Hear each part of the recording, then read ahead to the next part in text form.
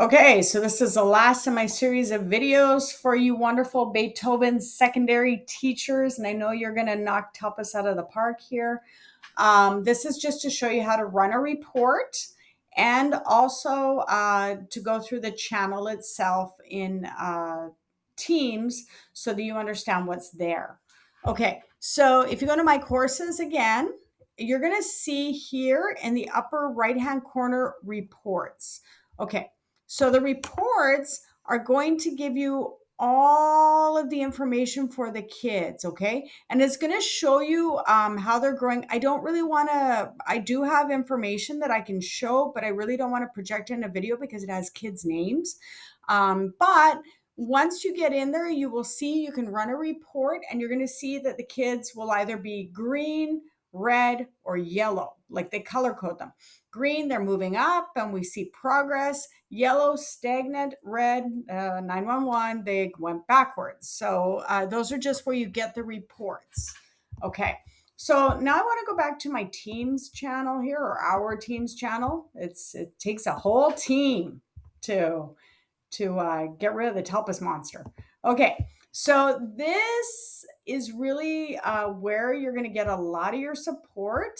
I'm going to have, like I said, daily posts, lots of stuff in here. I've been telling you guys that you can go ahead and do some professional development in your fuzzy slippers at home.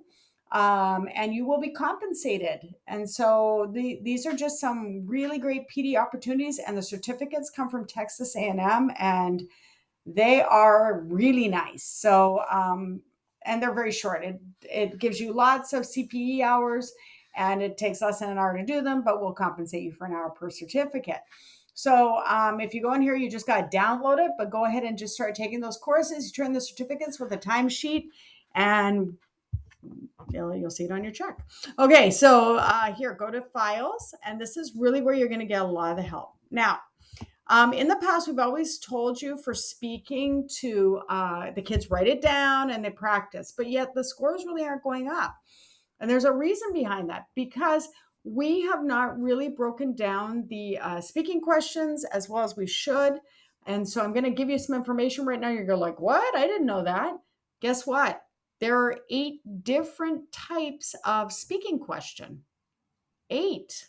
And you probably didn't know that. Brand new information, but it is a computer algorithm that is grading the students. So it's picking up on very specific things.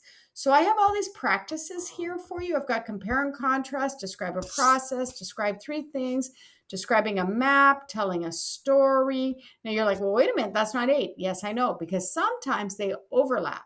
But if you practice the ones that I gave you, the students will be very ready for this test. So let's look at, first of all, compare and contrast.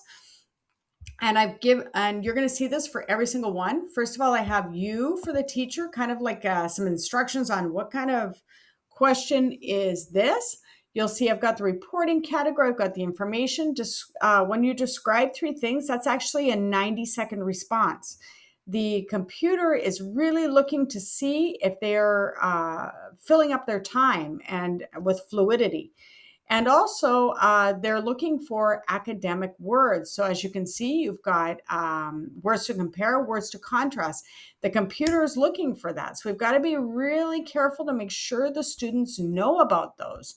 And then here, this is based on the rubric for a score point of 4 May. And this is what you can use to kind of, as you're going around and monitoring the students, as they're practicing, this is what you should be seeing at the high level. Okay, there's also a worksheet for the students so that they can do it. They really need to be, I think we talked about this earlier in the year about set graphic organizers. Here we have a Venn diagram, and it's really walking them through the process for how to answer this specific question. Okay, and that's why they're missing the points. That's why we really need to practice them. And I've also provided for you PowerPoints that basically walk them through this, and they practice. I know this was the only classroom picture I could find for modern, by the way. It looks like it was taken in Sweden because they're all blonde. But